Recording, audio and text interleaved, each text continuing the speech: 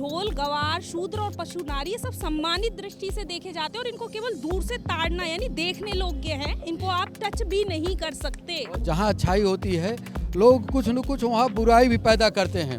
जब उसको बुराई करते हैं तो निश्चित रूप से उसमें और चमक आती है। बिल्कुल झूठ बोल रहे हैं वो। चुनाव आ रहा है 2024 का, इसके चक्कर में गवर्नमेंट को बदनाम करना और दूसरी गवर्नमेंट ना आए, ये सारा मिली जुली सब ये टोटल पॉलिटिक्स है, इसके अलावा कुछ भी नहीं है। जिन लोगों की रेलिवेंस खत्म होती जा रही है ना जी, ये उन लोगों का सवाल है।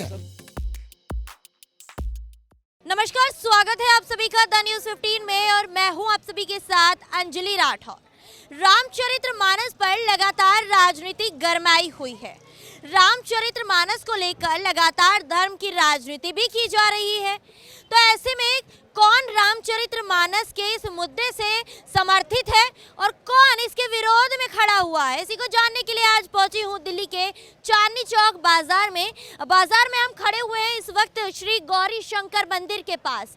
इस गौरी शंकर मंदिर के पास तमाम भक्तगण यहां अभी मंदिर से दर्शन करके निकल रहे हैं, तो उन्हीं से बातचीत करेंगे कि कितनी श्रद्धा उनकी अपने हिंदुस्तान की सनातन धर्मों के ग्रंथों को लेकर है। जानना चाहूंगी कि रामचरितमानस पर लगातार विवाद हो रहा है। ऐसा है मैडम कि जो कुछ नहीं जानते हैं, जो कुछ नहीं जानती हैं वही भी बात करते हैं, और जो जानना चाहते हैं और जो जानते हैं वो तो सिर्फ राममय रहते हैं। सिया राममय सब जग जानी, करम प्रणाम जोर जुग पानी। ऐसे भी लोग हैं कि संसार को सिया राम में जानते हैं, और कुछ ऐसे लोग हैं कि अच्छाई में बुराई ढूंढते हैं। तो जो अच्छाई में बुराई ढूंढता है तो निश्चित रूप से मेरा चेहरा बहुत बढ़िया है, कहीं न कहीं मुझे मेरे गाल पे मेरे मुंह पे तिल हो सकता है। अब अगर तिल को ताड़ बना दें तो इसमें उनकी समझ हो सकती है। और रही बात चंद्रमा में भी दाग होता है, लेकिन लोग उसकी जो है उपमा देते हैं सुंदरताई की। बीच में रोकना चाहूंगी, मैम से जानना चाहती हूँ कि ये जो चौपाई जिस पर सवाल खड़े हो रहे हैं, इसको आप किस रूप में देखती हैं? इसका अर्थ ये है ढोल गवार शूद्र पशु और नारी ये सब ताड़न के अधिकारी। सोचने की बात है, अपनी अपनी समझ के अकॉर्डिंग आप ले रहे हो, लेकिन इसका सही अर्थ यही है कि ये ढोल गवार शूद्र और पशु नारी ये सब सम्मानित दृष्टि से देखे जाते हैं और इनको केवल दूर से ताड़ना यानी देखने योग्य है, इनको आप टच भी नहीं कर सकते। ये है इसका। अब लेकिन समझ की बात है, कौन अपनी दृष्टि से कैसा देख रहा है, ये बहुत सम्मानित है। कह रहे हैं कि शूद्र जाति के जो लोग हैं उनके हरिजन की संज्ञा दी गई है। हरिजन यानी भगवान के लोग, हरिजन की संज्ञा, शूद्र को नीचा नहीं कर सकते। रामचरितमानस पर बैन लगा दिया जाए, नहीं तो इन चौपाइयों को हटा दिया जाए। हटाने की तो बात हम सोच भी नहीं सकते, और बैन लगाएगा वो जिसके अंदर समझ होगी नहीं। समझ है जो बैन की बात आने ही नहीं देंगे। अयोध्या का राम मंदिर इसका सीधा उदाहरण है, जो अब बन चुका है। जो लोग राजनीति करते नजर आ रहे हैं रामचरितमानस पर, धर्म की राजनीति कुनीति है, उसमें कोई भी ना पड़े तो ही बेहतर है। इस विषय में नहीं कहूंगी, लेकिन यही कहूंगी कि रामचरितमानस एक पवित्र ग्रंथ है, उसका सम्मान करो, वही ज्यादा अच्छा है। कहा जा रहा है कि हिंदू राष्ट्र बने, सनातनी एकजुट हो, और ऐसे में रामचरितमानस पर लगातार हिंदू ही टिप्पणी करते नजर आ रहे हैं। मैडम मैं आपको बता दूं, एक सीधी सी बात है, ये कहने वाली बात है कि आपने अभी क्वेश्चन किया कि ये सनातन धर्म को बिगाड़ने की कोशिश हो रही है। ऐसा देखो, जहाँ अच्छाई होती है लोग कुछ न कुछ वहाँ बुराई भी पैदा करते हैं। जब उसको बुराई करते हैं तो निश्चित रूप से उसमें और चमक आती है। ये साइड हो जाएंगे और बाद में पीछे से ताली बजाएंगे। पीछे से ताली बजाने वाले हैं। इनको राम के बारे में, रामायण के बारे में न कुछ जानना है, न कुछ लेना है, न कुछ सीखना है। बशर्ते ये है कि हु हल्ला कर रहे हैं, लोग इन्हें भी जान जाएं। ये लोगों की आंखें खुल रही हैं, इसलिए इस तरह के विवाद जो है सामने आ रहे हैं। वो उनकी आंखें खुली होगी, वो सोए रहे होंगे। जो जागे तो सिर्फ ऊट पटांग की बयान कर रहे हैं। धीरेन्द्र शास्त्री को जानते हैं? हम किसी को नहीं जानते, हम राम को जानते हैं, भगवान को जानते हैं। और जो ऐसे टिप्पणी करते हैं, मैं उनके बारे में कुछ तो नहीं बोलूँगा। बशर्ते यह है कि उनकी गर्मियाँ, और वो खुद ही जानते हैं कि मेरी क्या कद्र है, चाहे वो नेतागिरी हो, चाहे वो सामाजिक स्तर हो, चाहे धर्मस्थल जो भी हो। अच्छा, लगातार जिस तरह से रामचरितमानस पर टिप्पणियां की जा रही हैं, उनकी प्रंथियां जलाई जा रही हैं और पन्ने भी फाड़े जा रहे हैं, तो ऐसे में अपमान जो है वो सनातन धर्म के ग्रंथ का किया जा रहा है। अगर ये किसी और धर्म के ग्रंथ पर कर दिया जाता तो क्या स्थिति आप इस वक्त हिंदुस्तान में देखते हैं? ये स्थिति तो इतनी बिगड़ जाती कि शायद है कि वो संभाल नहीं पाते। रही बात ये भी बिगड़ सकती है, बशर्ते ये है कि हमें रामचरितमानस से अगर कुछ सीखा है तो भगवान राम को भगवान राम मर्यादा पुरुषोत्तम भगवान राम कहवाए, और हम वही सीख मिलती है कि हम भी अगर उनका ध्यान करते हैं, उनके नाम का स्मरण करते हैं तो हम भी मर्यादा में रहें। वो अपना जो भी बौखलाएं, जो भी कहें, कहते रहें।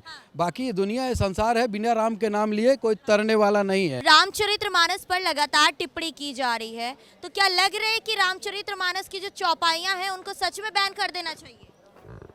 तरीके से देखा जाए तो रामचरितमानस तुलसीदास जी ने भी लिखी है, कालिदास ने भी लिखी है। मद्रास की रामचरितमानस अलग है, हर स्टेट की रामायण अलग अलग ढंग से लिखी गई है, श्रीलंका में अलग ढंग से लिखी है। तो जिसकी जो भाषा है, जो लैंग्वेज है, जो उसको नॉलेज होता है, उसी तरह से लिखता है। ये टिप्पणियाँ करना किसी परमात्मा के बारे में, राम के बारे में बहुत गलत है। जो भी ये टिप्पणी कर रहे हैं वो टिप्पणी नहीं करनी चाहिए। राम के ही रूप हैं, कृष्ण जी, हनुमान जी, भोलेनाथ, एक देवता की सारे अलग अलग रूप हैं।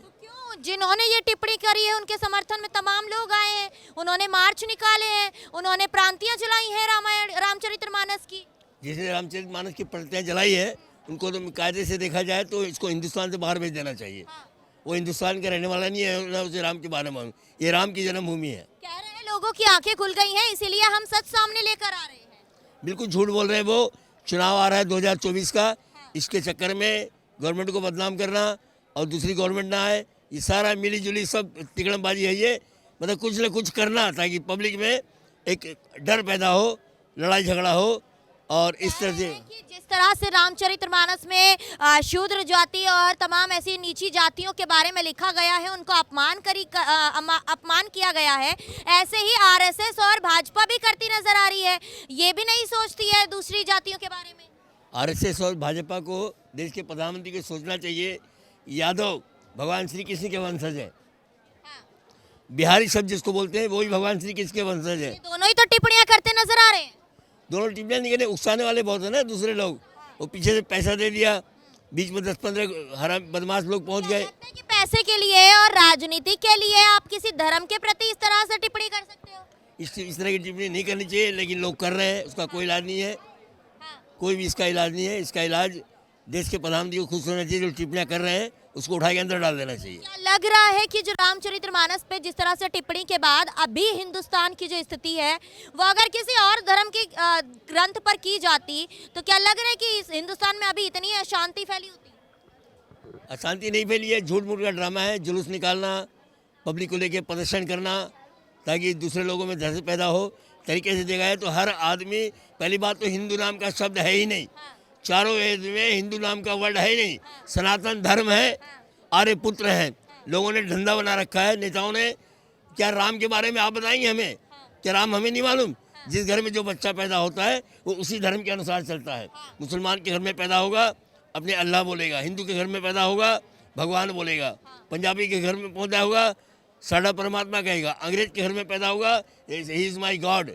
हर हमारे भारत में अलग अलग भाषाएँ हैं, अलग अलग भाषाओं में ऊपर वाले को नाम लिया जाता है। राम सब जगह पूजे जाते हैं। इस तरह से रामचरितमानस का अपमान नहीं करना चाहिए। उसमें जो शब्द को भी पहले इनको लिखा नहीं, इनको कुछ पता नहीं, जो लिख के चले गए संत महात्मा वो आज इस दुनिया में है नहीं।